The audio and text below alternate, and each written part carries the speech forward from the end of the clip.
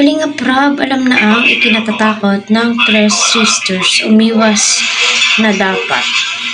So, kailangan bang umiwas or hindi? Yan po yung topic po natin.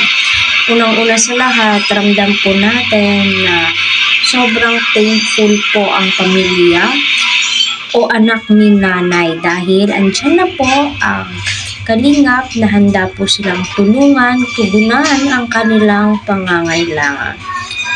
Ang isinisigaw ng mga viewers ngayon na sana sa susunod na taon or ngayong pasukan ay makakapag-aral ang magkakapatid kasi napakasayang. Alam natin lahat kung gaano kaimportante ang edukasyon dito sa ating bansa. Mas mainam may natapos, lalong-lalo na sa kanilang tatlo, puro babae po sila. Diba? Pero alam naman po natin, yan po yung main goal ni Kalinga Prab.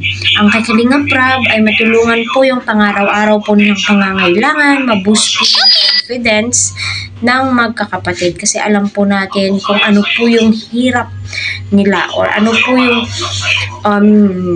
kinakaharap po nilang kahirapan, lalong-lalo na parang wala po silang ilaw, thankful po tayo sa mga taong andyan, na tumutulong kila nanay nung hindi pa po na-scout ni Sir Ridsley. May mga taong good Samaritan pa rin po, kasi nga, alam nyo, kita po nila kung gaano kahirap sila nanay, hindi po sila pinapabayaan. So, ika nga po nila, ang ikinatatakot nga po ng Three Sister ay ang mga tao. Tila'y takot po sila. Oo, kasi nga po, hindi po sila sanay. Nasa bundok lang po sila. So, dapat bang umiwas na dito? Hindi po kailangan umiwas sa mga tao. Mas okay po yan kung pwede nga.